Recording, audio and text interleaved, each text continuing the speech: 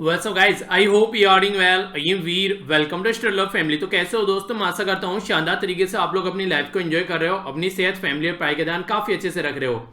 मैंने अभी कुछ घंटों पहले ये वीडियो बनाई थी, तो इस वीडियो में मैंने आप लोगों को बताया है कि जो 30 तारीख में सुप्रीम कोर्ट है वो कुछ बातों को ध्यान में रखते हुए यहाँ पर डिसीजन देने वाला है कि प्रीलिम्स होगा या फिर प्रीलिम्स नहीं होगा। तो कई सारे बच्चों के द्वारा यहाँ पर ये बोला गया, थैंक्स लॉट सर, हम लोग सोच रहे थे कि हाँ इसके ऊपर आप लोग वीडियो बनाइए, पर लेकिन इसके अपोजिट में भी कई सारे बच्चे थे, वे बोल रहे थे कि सर आपसे एक्सपेक्टेशन नहीं थी कि आप लोग यहाँ पर इस तरीके से जो यूपीएससी का प्रीलिम्स है उसको पोस्टपोन करने के लिए सपोर्ट करोगे। तो ये देखिए, आप लोग एक बात समझने की कोशिश कीजिए। अगर आज की डेट में कुछ पर्सन ऐसे हैं जो कि आज के डेट में बीमार हैं और उनके पास में लास्ट चांस है ये अब की बार का एग्जाम देने के लिए, ठीक है, और वो बीमार हैं और उनका सपना है कि वो यूपीएससी क्लियर करके आईएएस बने, तो इस तरीके से आप लोग एक बार उस पर्टिकुलर इंसान के बारे में सोचिए जो बाढ़ में फंसे हुए हैं और किसी न किसी तरीके से आज के डेट में अपने सेंटर तक पहुंचने के लिए उनको बहुत ज्यादा प्रॉब्लम फेस करनी पड़ेगी। आप लोग उन लोगों के बारे में सोचिए। मान लीजिए कुछ महिलाएं हैं, वो आज के डेट में प्रेग्नेंट हैं और किसी तरीके से उनको बीमारी भी लग गई है और सेंटर है काफी दूर, एग्जाम देने के लिए उनको जाना है। तो इस तरीके से बहुत सारे मेल मेरे पास आए, तो मैंने जस्ट अपनी एक बात रखी है कि हाँ अगर ऐसा होता है तो ठीक है। मैं ऐसा नहीं है कि मैं इसको सपोर्ट कर रहा हूं या फिर अपोज कर रहा हूं या फिर मैं यहां पर ये बोल रहा हूं कि डिसीजन दे रहा हूं, नहीं, मैं बस आप लोगों को इन्फॉर्म कर रहा हूं कि हाँ ऐसा कुछ है और 30 तारीख को क्लियर हो जाएगा मैटर क्या है जब सुप्रीम कोर्ट का डिसीजन आएगा। तो मैंने ये नहीं बोला पूरी वीडियो में कहीं पर भी आप लोगों को प्रिपरेशन नहीं करनी है, आप लोगों को छोड़ देना चाहिए, आप लोग जाकर प्रोटेस्ट करो, मैंने कुछ नहीं बोला है। मैंने बस आप लोगों को ऑप्शन दिखाए हैं कि हाँ आप लोग क्या कर सकते हैं और क्या नहीं कर सकते हैं। तो इसको देखिए, मेरा जो बेसिकली रेस्पॉन्सिबिलिटी होती है आप लोगों को इन्फॉर्म करना, ठीक है, किसी भी चीज के बारे में। अब आप लोगों को इन्फॉर्म करके सही और गलत चीजें बताना, तो मैंने बस आप लोगों को चीजें बताई क्या क्या चीजें वहां पर हैं। अगर आप लोग इसको सपोर्ट करना चाहते हैं तो आप लोग क्या कर सकते हैं, और अगर सपोर्ट नहीं करना है तो शांति में बैठकर अपनी पढ़ाई कीजिए, कुछ करना ही नहीं है। तो बेसिकली मैंने आप लोगों को इन्फॉर्म किया है, यहाँ पर मैंने आप लोगों को फोर्स नहीं किया, मैंने आप लोगों को बोला नहीं है कि आप लोग इसको सपोर्ट करो। तो इसलिए कुछ भी ऐसी चीजें मतलब बोलने से पहले एक बार थोड़ा सोचा कीजिए। दूसरी साइड के भी बच्चे यहाँ पर हैं, आप लोग अपने अपने बारे में सोचकर बैठ जाते हैं, कई बार दूसरे सेक्शन के बारे में थोड़ा सोचना चाहिए कि हाँ ये भी हमारी ही फैमिली का पार्ट है, इनकी भी एक तरीके से एक अभिलाषा है, एक इच्छा है कि हाँ यूपीएससी के एग्जाम दें। कुछ बहुत सारे बच्चे ऐसे हैं जिन्होंने मुझे मेल किया जो आज की डेट में अलग अलग जगह जॉब कर रहे हैं, कोई डॉक्टर है या फिर कोई और पोस्ट पर है गवर्नमेंट में, जिसको जरा सा भी टाइम नहीं मिला आपकी बार पढ़ने का और उसका भी लास्ट अटेम्प्ट है। तो ये वाला सेक्शन एक ऐसा सेक्शन है जिसके बारे में हम लोग कंप्लीटली चीजों को इग्नोर कर रहे हैं। तो मुझे लगा इसके बारे में एक इन्फॉर्म वीडियो आप लोगों को बनानी चाहिए आप लोगों के लिए, तो वही जस्ट मैंने यहाँ पर बनाई है। मैं आप लोगों को सपोर्ट या फिर अपोज करने के लिए नहीं बोला यहाँ पर कि हाँ आप लोगों को ऐसा करना है, मैं आप लोगों को ये बोल रहा हूँ कि यही आप लोगों को करना है, ठीक है। तो इसलिए थोड़ा सा हमेशा बोलता हूं कि एक तरीके से होलिस्टिक अप्रोच आप लोग रखिए तो लाइफ में काफी अच्छा एक बैलेंस डिसीजन आप लोग हमेशा बना पाएंगे। तो यहां पर अभी कंडीशन क्या है, कंडीशन ये है कि इस वीडियो में मैंने यही बताया कि क्या क्या ऑप्शन है जिसकी वजह से यहां पर लोग जो है बोल रहे हैं कि प्रीलिम्स को पोस्टपोन करना चाहिए। यूपीएससी ने बोल दिया है कि पोस्टपोन, वो एक तरीके से प्रीलिम्स पोस्टपोन करने की हालत में नहीं है। अब सुप्रीम कोर्ट यहां पर दोनों जो साइड है उनको सुनेगा और उसके बाद में अपना डिसीजन देगा। फिर आप लोगों के सामने जो भी डिसीजन होगा 30 तारीख को आप लोगों के सामने देखने को मिलेगा। तो अपने एडमिट कार्ड वगैरह आप लोग तैयार रखिए, जो भी कंडीशन है वो सारी चीजें आप लोग प्रॉपर वे में रखिए। अगर कैंसिल होगा तो सही है, आप लोगों को और टाइम मिल जाएगा, कैंसिल नहीं होगा तो फिर अपना पेपर देने चाहिए। तो इस तरीके से दोनों चीजों के लिए तैयार रहना यार। योद्धा हो, एक आईएएस ऑफिसर बनने जा रहे हैं, छोटी छोटी बातों को लेकर विचलित हो जाओगे तो कैसे डिस्ट्रिक्ट को संभाल पाओगे। तो ये चीजें थोड़ी सी आप लोग समझा कीजिए, ठीक है। आगे चलते हैं। यहां पर जो बात की जा रही है आज है, यहां पर जो बात की जा रही है एक इंपॉर्टेंट डे के बारे में, तो यहां पर बात की जा रही है वर्ल्ड टूरिज्म डे के बारे में। 27 सितंबर को ये डे सेलिब्रेट किया जाता है। टूरिज्म यानी कि टूरिस्ट एक्टिविटी। अगर आप लोग कहीं घूमने जाते हैं एज ए टूरिस्ट के तौर पर तो आप लोग काफी चीजें वहां पर जाकर खरीदते हैं, आप लोग रहते हैं वहां पर, खाना खाते हैं, कपड़े वगैरह खरीदते हैं, गिफ्ट्स वगैरह खरीदते हैं। इनडायरेक्ट वे में उस लोकल एरिया की जो इकोनॉमी है आप लोग उसको बढ़ाते हैं। तो अगर आप लोग इस तरीके से किसी एरिया में घूमने जाते हैं तो उस लोकल एरिया के डेवलपमेंट के लिए आप लोग सपोर्ट करते हैं। इसीलिए कई बार आप लोगों ने सुना होगा हमारी कंट्री के जो प्राइम मिनिस्टर जी हैं उनके द्वारा बोला जाता है कि नॉर्थ ईस्ट में घूमने के लिए जाओ, जब भी आप लोगों को टाइम मिले। नॉर्थ ईस्ट वाला एरिया हमारी कंट्री का काफी सुंदर है। तो बोलने का पर्पज बेसिकली यही रहता है ताकि आप लोग घूमने जाओ तो वहां पर जो चीजें हैं वो सपोर्ट कर पाओ। अपनी कंट्री में घूमने जाओ, फोटो वगैरह खींचो, वहां पर उनको एक तरीके से सोशल मीडिया हैंडल पर डालो, क्योंकि आप लोगों के फ्रेंड्स या फिर जो भी दोस्त होंगे वो उनको देखेंगे तो उनका भी मन करेगा यहाँ पर घूमने का। तो ये बेसिकली इकोनॉमिक एक्टिविटी के साथ में कनेक्ट हो जाती है, टूरिस्ट एक्टिविटी, तो इसलिए यहाँ पर एक तरीके से इसको सपोर्ट किया है। कई सारी कंट्री ऐसी है, जैसे सिंगापुर ले लीजिए और भी कई सारी कंट्री जैसे स्विट्जरलैंड ले लीजिए, यहाँ पर टूरिस्ट एक्टिविटी जो है बहुत बड़ा रिवेन्यू पे करती है इनकी इकोनॉमिक एक्टिविटीज के अंदर में, क्योंकि यहाँ पर नॉर्मली आप लोग को एग्रीकल्चर वगैरह ये सारी चीजें देखने को नहीं मिलेगी।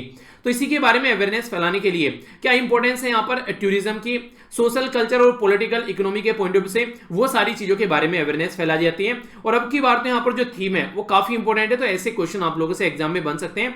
बात की जा रही है टूरिज्म एंड रूरल डेवलपमेंट, यानी कि जो टूरिज्म है, अगर आप लोग कहीं घूमने के लिए जाते हैं तो एक तरीके से रूरल डेवलपमेंट यानी कि जो गांव वाला एरिया है उसके डेवलपमेंट के बारे में बात कर रहे हैं। तो अब की बार का जो फोकस एरिया रहने वाला है वो यहाँ पर टूरिज्म एंड रूरल डेवलपमेंट के ऊपर रहने वाला है, यानी कि TRD करके आप लोग इसकी थीम याद रख सकते हैं। नेक्स्ट जो यहाँ पर इंपॉर्टेंट डे है इसके बारे में थोड़ा सा आप लोगों को बताता हूं। बात की जा रही है यहाँ पर day for universal access to information.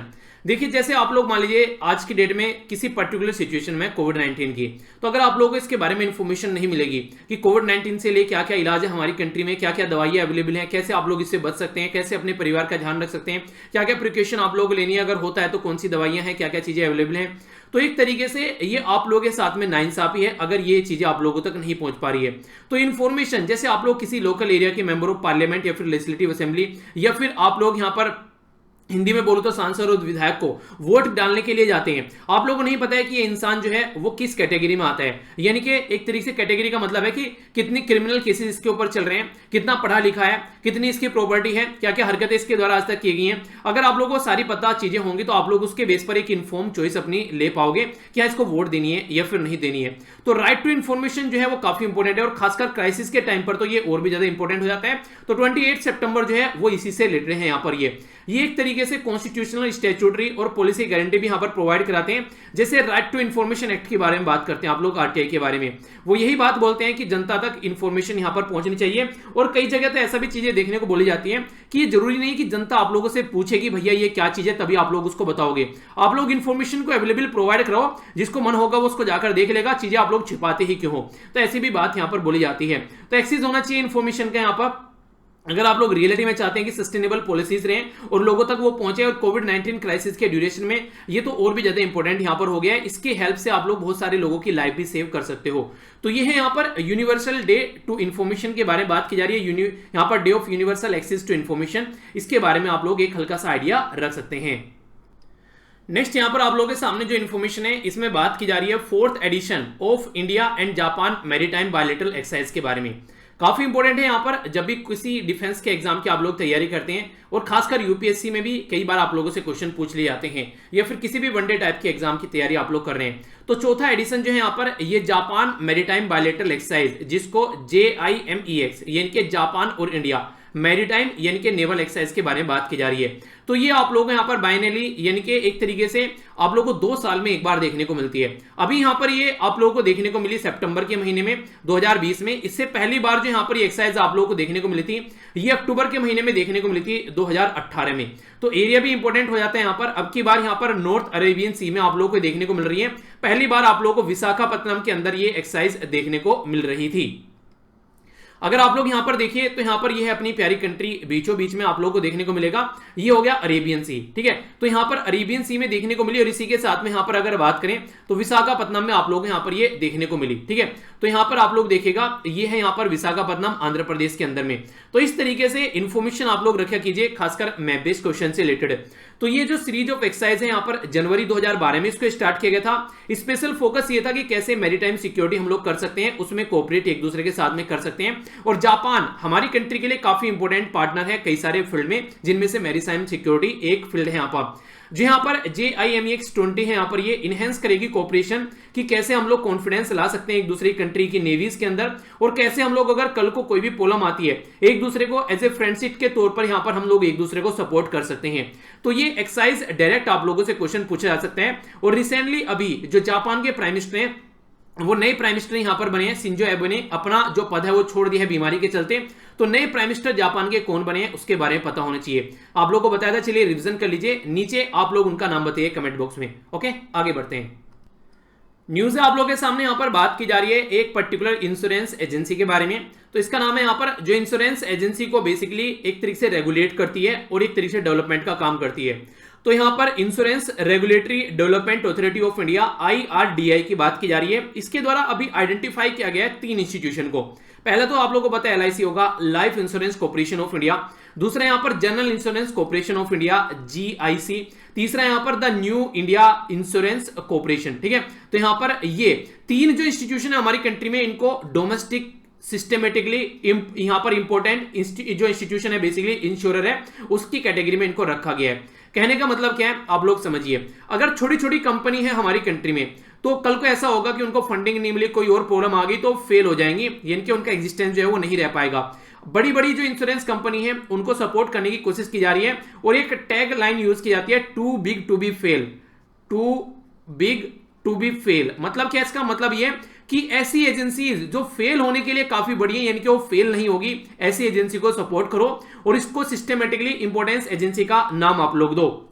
तो यहां पर insurance regulatory authority of India IRDAI जो है यहां पर, वो यहां पर बेसिकली इस फील्ड में काम कर रही है। और 3 ऐसी इंस्टीट्यूशन है हमारी कंट्री में जिसको DSSI के दर्जा यहां पर दिया गया है। ये एक तरीके से यहाँ पर जो इंश्योरेंस है हमारी कंट्री में उसको सपोर्ट करने के लिए, तो ये 3 पब्लिक जो सेक्टर जो यहाँ पर इंश्योरर हैं, उनको किस तरीके से जो कॉर्पोरेट गवर्नमेंट्स में चीजों को सपोर्ट कर सकते हैं। अगर रिस्क होता है कोई इस तरीके से कोई भी मैनेजमेंट कल्चर में, तो उनको आइडेंटिफाई करके सपोर्ट करने की कोशिश की जाएगी। इसी के साथ में यहाँ पर रेगुलेटरी जो सुपरविजन रहेगा यहाँ पर IRDAI का, वो भी यहाँ पर इनहेंस होगा। आखिर ये कॉन्सेप्ट कहां से निकल कर आया, तो इसके बारे में आप लोगों को अभी बताऊंगा। उससे पहले आप लोग थोड़ा सा IRDAI के बारे में जानिए। IRDAI हमारी कंट्री में एक ऑटोनोमस बॉडी है, ये एक स्टैट्यूटरी बॉडी है। स्टैट्यूटरी मतलब स्टैट्यूट यानी कि लॉ के द्वारा बनाई गई बॉडी है हमारी कंट्री में, जो कि जो इंश्योरेंस कंपनीज हैं उनको रेगुलेट करने का काम करती है। तो इसको हमारी कंट्री में लाया गया था एक एक्ट के थ्रू 1999 में। ये इंपॉर्टेंट क्वेश्चन कई बार बन जाते हैं कि इसका हेडक्वार्टर कहां है। नॉर्मली आप लोगों को जो हेडक्वार्टर है आप लोगों को कई जगह देखने को मिलते हैं, दिल्ली, मुंबई, चेन्नई, कोलकाता, ऐसे सिटीज में देखने को मिलते हैं, पर लेकिन यहां पर थोड़ा सा डिफरेंस आप लोगों को नजर आएगा। इसका हेडक्वार्टर पहले दिल्ली में हुआ करता था 2001 तक, पर लेकिन इसका हेडक्वार्टर शिफ्ट कर आज के डेट में हैदराबाद, जो कि तेलंगाना की कैपिटल है, वहां पर इसका हेडक्वार्टर अभी बना दिया गया है। तो ऐसे क्वेश्चन आप लोगों से पूछ लिए जाते हैं। कौन है आज की डेट में चेयरमैन यहां पर, ये आप लोग बताइए। मैं थोड़ा सा आप लोगों को एक्स्ट्रा इन्फॉर्मेशन बताता हूं। जिस तरीके से आप लोगों ने यहां पर ये इंश्योरेंस के बारे में जाना, इसी तरीके से हमारी कंट्री में बात करते हैं बैंक के बारे में। वहां तो इंश्योरेंस के लिए यहां पर insurance regulatory authority of India यहां पर काम करती है, पर लेकिन जब बैंक के बारे में हम लोग रेगुलेट का काम करते हैं, तो हमारी कंट्री में रिजर्व बैंक ऑफ इंडिया यानी कि सेंट्रल बैंक आ जाता है ये सारी एक्टिविटीज करने के लिए। तो DSIB यानी कि डोमेस्टिकली जो डोमेस्टिकली सिस्टमेटिक जो इंपॉर्टेंस बैंक है उसके बारे में बात की जा रही है। हमारी कंट्री में इसको एक प्रॉपर प्रोविजन के तहत इस एक्टिविटी में डाला गया है, too big to be fail, यानी कि एक तरीके से काफी बड़े हैं, फेल नहीं हो पाएंगे। खासकर ऐसे बैंक जिनके पास में जो एसेट्स है, यानी कि जो उनकी धन है उसके पास में, वो 2% GDP के इक्वल हो जाता है, उससे ज्यादा बढ़ जाता है, तो यहां पर इस कैटेगरी में इस बैंक को डाल दिया जाता है। तो हमारी कंट्री में ये दर्जा किसके द्वारा दिया जाता है, तो रिजर्व बैंक ऑफ इंडिया के द्वारा ये दर्जा दिया जाता है, पहली बात। दूसरा, कौन कौन से बैंक है अब तक हमारी कंट्री में जिसको ये दर्जा दिया गया है, तो SBI देखने को मिलेगा, ICICI बैंक आप लोगों को देखने को मिलेगा, HDFC देखने को मिलेगा।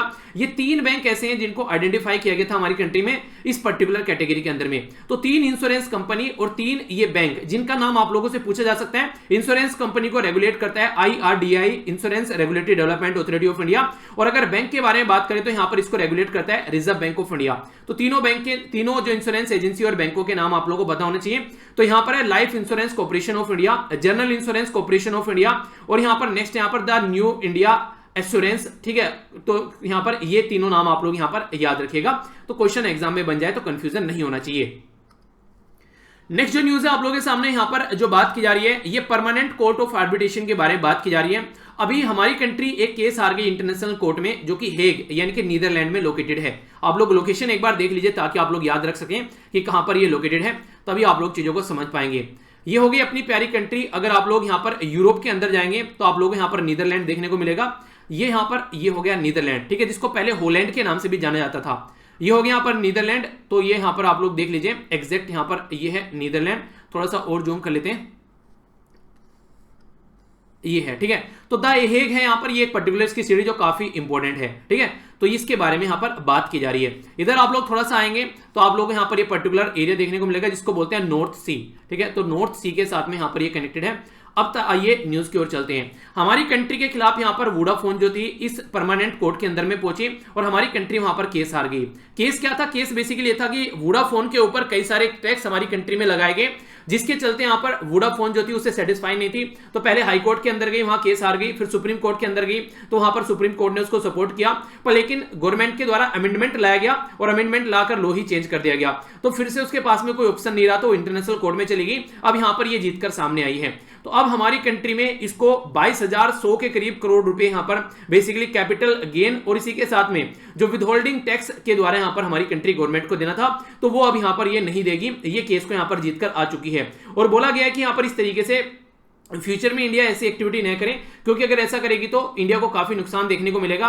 ना तो यहां पर कोई एफडीआई आएगी और इसी के साथ में हमारी इमेज खराब हो जाएगी। तो कल को कोई भी यहां पर कंपनी इन्वेस्टमेंट करने से पहले 1000 बार सोचेगी।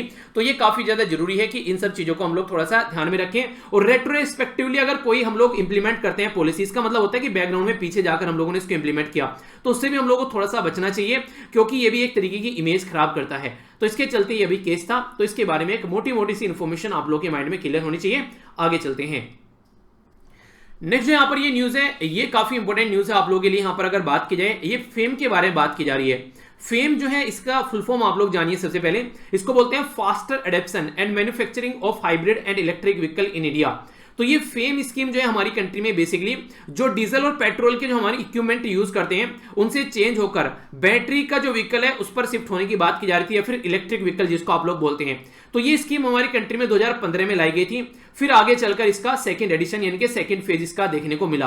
तो अभी हमारी कंट्री में इलेक्ट्रिक व्हीकल के ऊपर फोकस दिया जा रहा है, ताकि हम लोग जो है अपनी कंट्री में जो कार्बन डाइऑक्साइड की जो मात्रा है जो रिलीज होती है यहाँ पर जो इस पर्टिकुलर एरिया की वजह से, तो उसको हम लोग डिक्रीज कर सकें। तो आज की डेट में अगर बात करें 670 के करीब इलेक्ट्रिक बस हमारी कंट्री में महाराष्ट्र, गुजरात, गोवा, चंडीगढ़, इसी के साथ में 241 के करीब चार्जिंग स्टेशन मध्य प्रदेश, तमिलनाडु, केरला, गुजरात और पोर्ट ब्लेयर में लगाए गए हैं इस पर्टिकुलर स्कीम के तहत। ये सारी एक्टिविटी जो हैंडल कर रहा है हमारी कंट्री में डिपार्टमेंट ऑफ हैवी इंडस्ट्री, यानी कि जिसको DHI आप लोग बोलते हैं, ये ministry of heavy industry and public enterprise के अंडर में आता है।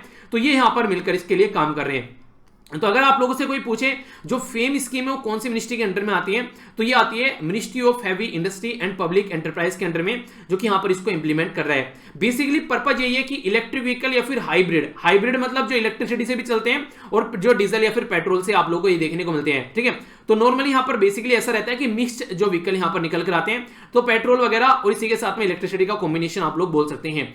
चार्जिंग इंफ्रास्ट्रक्चर जो है आप लोगों ने देखा होगा आसपास अब तो कई जगह, अगर आप लोग दिल्ली जैसी सिटी में या फिर किसी और दूसरी सिटी में रहती हैं, तो एक आधा चार्जिंग स्टेशन आप लोगों को देखने को आज के डेट में मिल ही जाता है कहीं ना कहीं, तो ठीक है। तो इसके चलते यहां पर यही कोशिश की जा रही है कि जो व्हीकल है यहां पर इनको सपोर्ट किया जा सके और फास्ट तरीके से हम लोग इसको इंप्लीमेंट करें। कई सारे यहां पर कंसेशन भी दिए गए थे जब बजट प्रस्तुत किया गया, ताकि ज्यादा से ज्यादा जो लोग हैं वो इसको खरीद सकें। तो यानी कि कहने का मतलब है कि इनको सपोर्ट करने की कोशिश की जा रही है।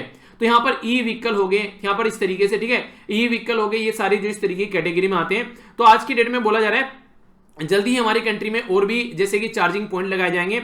10,000 करोड़ के करीब यहां पर 3 साल में आने वाले में ये पैसे खर्च करने की भी बात की गई थी, ठीक है। तो आप लोगों ने अगर बजट वाला मेरा लेक्चर देखा होगा तो बजट में मैंने ये चीजें कवर की थी, ठीक है। आगे बढ़ते हैं। यहां पर जो बात की जा रही है एक इंपॉर्टेंट पर्सनैलिटी के बारे में बात की जा रही है, जो कि हमारी कंट्री की हिस्ट्री से भी यहां पर रिलेटेड है। नाम है इनका प्रीति लता वदेदार। तो ये जो पर्सनैलिटी है, इन पर्सनैलिटी से रिलेटेड यहां पर बांग्लादेश की गवर्नमेंट के ऊपर द्वारा एक फिल्म सपोर्ट की जा रही है, जो कि हमारी कंट्री में ये एक फ्रीडम फाइटर थी। आप लोगों को पता होगा, अगर आज के डेट में आप लोग चीजें जानते हैं थोड़ा सा, तो हमारी कंट्री बांग्लादेश और पाकिस्तान एक ही पार्ट हुआ करता था। हमारी कंट्री जब आजाद हुई तो अलग अलग पार्ट में यहां पर डिवाइड होगी। इस तरीके से आप लोग यहां पर समझ सकते हैं। ये पर्टिकुलर मैप अगर आप लोग देखिए, जिसको आज के में पाकिस्तान बोलते हैं और जिसको आप लोग बांग्लादेश बोलते हैं, एक टाइम पर यहां पर ये ईस्ट पाकिस्तान हुआ करता था और ये वेस्ट पाकिस्तान हुआ करता था, और एक कंट्री थी इंडिया। यानी कि ईस्ट पाकिस्तान और वेस्ट पाकिस्तान एक कंट्री थी और इंडिया अलग कंट्री थी। पर लेकिन 1971 में इंदिरा गांधी जी के टाइम पर यहां पर ये काफी बड़ी पोलेमिक देखने को मिली बांग्लादेश के अंदर, तो उनको सपोर्ट किया गया हमारी कंट्री की गवर्नमेंट के द्वारा। तो एक नई कंट्री का यहां पर जन्म हुआ जिसको बांग्लादेश बोला गया, और वेस्ट पाकिस्तान को पाकिस्तान बोलना स्टार्ट कर दिया। यानी कि ईस्ट पाकिस्तान था बांग्लादेश बन गया और वेस्ट पाकिस्तान बन गया तो इसके चलते एक नई और पड़ोसी देश हमारे यहां पर बन गए। पहले ये पाकिस्तान था दोनों, अभी यहां पर पाकिस्तान और बांग्लादेश बन गए।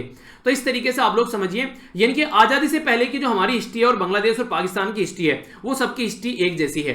तो यहां पर बात की जा रही है, यहां पर जो पर्टिकुलर पर्सनैलिटी है यहां पर जिनका नाम है प्रीति लता वदेदार। तो यहां पर ये यहां पर 1911 यानी कि 1911 से लेके 1932 तक, यानी कि मोटे मोटे तौर पर देखें तो 22-23 साल ओनली ये जी हैं। और सबसे बड़ी बात क्या है कि इनको जब अरेस्ट किया जा रहा था अंग्रेजों के द्वारा तो इन्होंने साइनाइड यहां पर इन्होंने कंज्यूम कर लिया और इनकी डेथ हो गई।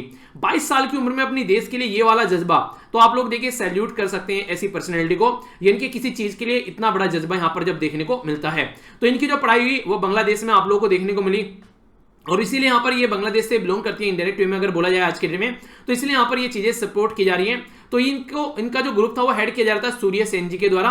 और इसी के साथ में यहां पर जो 15th रिवॉल्यूशनरीज 1932 में यहां पर जो आर्म अटैक था, यहां पर बेसिकली जो बात की जा रही है यहां पर ये बात की जा रही है परहातली यूरोपियन जो क्लब है उसके बारे में। तो यहां पर कई सारे एक लोग मर गए और कई सारे इंजर्ड हो गए। तो यहां पर उस टाइम पर इनको गिरफ्तार करने की कोशिश की गई, तो इन्होंने साइनाइड खा लिया था उस टाइम पर, ठीक है। यानी कि मर जाना है पर अंग्रेजों के कंट्रोल में नहीं आना है। तो ऐसे हुआ करते थे हमारे फ्रीडम फाइटर। तो आज की डेट में जो आजादी आप लोगों को देखने को मिलती है ना, जिसको हम लोग इतनी अच्छे से एंजॉय कर पाते हैं, उसके पीछे बहुत सारे लोगों के प्राण न्यौछावर हुए हैं, तब जाकर हमको ये मिली है। तो हमको लोगों को इसकी कीमत थोड़ी सी समझनी चाहिए। तो यही कुछ बातें थी जो मुझे आप लोगों के साथ में यहां पर शेयर करनी थी। तो ये था टोटल आज का डिस्कशन। आई होप कि आप लोगों ने इसको अच्छे से एंजॉय किया होगा। देख लेते हैं क्या क्या डिस्कस किया हम लोगों ने। सबसे पहले वर्ल्ड टूरिज्म डे और उसकी थीम हम लोगों ने समझी। यूनिवर्सल एक्सेस टू इन्फॉर्मेशन के बारे में कुछ बातें हम लोग को जानने को मिली। नेक्स्ट हम लोगों ने इंडिया और जापान के बीच में एक मैरीटाइम एक्सरसाइज है उसके बारे में जाना। इसी के साथ में इंश्योरेंस रेगुलेटरी डेवलपमेंट अथॉरिटी से रिलेटेड कुछ बातें जानी, और इसी के फील्ड में अगर बैंक के बारे में बात करें तो क्या चीजें हैं वो हम लोगों ने समझी। नेक्स्ट इन्फॉर्मेशन यहाँ पर हमारी कंट्री और वोडाफोन से रिलेटेड जो केस है वो हम लोगों ने समझा। इसी के साथ में फेम स्कीम है कौन इंप्लीमेंट कर रहा है, क्या क्या चीजें हैं वो सारी चीजें जानी, और एक पर्टिकुलर इंपॉर्टेंट पर्सनैलिटी के बारे में जानने को मिला। आइए अब देख लेता हूं कितने अच्छे से आप लोगों ने ये लेक्चर सुना है। क्विज है आप लोगों के सामने, इसको अच्छे से आप लोग अटेम्प्ट कीजिए, फिर आप लोगों को मैं आंसर बताऊंगा नेक्स्ट वीडियो के अंदर में। यहां पर जो बात की जा रही है वर्ल्ड टूरिज्म डे की थीम के बारे में बात की जा रही है। 4th एडिशन जो इंडिया और जापान के बीच यहां पर एक्सरसाइज का देखने को मिला, ये कहां पर देखने को मिला। इसी के साथ में आप लोग यहां पर ये बताना है कि 2018 में यानी कि लास्ट एडिशन कहां देखने को मिला था, यानी कि 2 साल में एक बार होता है ये edition. Permanent court of arbitration कहां पर ये लोकेटेड है ये आप लोगों को बताना है। Insurance regulatory and development authority के बारे में बात की जा रही है। तो 3 कंपनी को यहां पर इसके द्वारा ये यहां पर बेसिकली दर्जा दिया गया DSII। तो इसकी फुल फॉर्म क्या है ये आप लोगों को बताना है। फेम स्कीम की फुल फॉर्म क्या है ये आप लोगों को बताना है। इसी के साथ में SBI के साथ में कौन कौन से जो बैंक हैं जिनको ये सेम दर्जा दिया गया है जो इंश्योरेंस कंपनी को दिया गया है। तो ये क्वेश्चन है, अटेम्प्ट कीजिए। डायरेक्ट भी क्वेश्चन एग्जाम में बन सकते हैं या फिर किसी क्वेश्चन में स्टेटमेंट की फॉर्म में ये आ सकता है, ठीक है। आगे चलता हूं, देखते हैं अब आज के जो क्विज है रिवीजन क्विज, यानी कि जो कल का क्विज था, यानी कि जो सैटरडे का क्विज था उसको देखते हैं। क्विज है आप लोगों के सामने, इसको अच्छे से अटेम्प्ट कीजिए। पहला क्वेश्चन यहां पर आप लोगों के सामने जो बात करते हैं ये बेसिकली यहां पर बात की जा रही है इंटरनेशनल वेबिनार के रूप में। अभी हमारी कंट्री में जो फोकस दिया जा रहा है यहां पर कोविड-19 के चलते, तो ये इलेक्शन से रिलेटेड जो वेबिनार अभी देखने को मिली, तो ये थी यहां पर AWEB की वेबिनार जो हमारी कंट्री के चीफ इलेक्शन कमीशन है उनके द्वारा चेयर की गई। तो यहां पर ये बेसिकली क्वेश्चन था, वैसे आप लोगों का आंसर हो गया यहाँ पर इलेक्शन कमीशन ऑफ इंडिया का। तो यहाँ पर इलेक्शन कमीशन ऑफ इंडिया आएगा। चलिए उनका नाम आप लोग बता दीजिए, ठीक है। नेक्स्ट यहाँ पर मिनिस्ट्री के बारे में आप लोगों को बताना है, कौन सी मिनिस्ट्री है जो मिलकर काम कर रही है पोषण अभियान के लिए, ये बताना है। नेक्स्ट यहाँ पर बात की जा रही है ये बात की जा रही है फिटनेस का डोज आधा घंटा रोज, यानी कि ये एक स्लोगन है जो दिया गया था हमारी कंट्री में किस पर्सनैलिटी के द्वारा। फ्लाइंग लेफ्टिनेंट का नाम आप लोग यहाँ पर बताना है। फर्स्ट वुमेन जो राफेल को उड़ाएगी ये बताइए। कौन सी मिनिस्ट्री है जिसके द्वारा यहाँ पर ये standard for safety evolution of vehicle के बारे में बात की जा रही है। फ्यूल सेल के बारे में बात की जा रही है, कौन सी यहाँ पर इंप्लीमेंट की जा रही है। इसी के साथ में बात की जा रही है एज अप्रोप्रिएट फिटनेस प्रोटोकॉल के बारे में।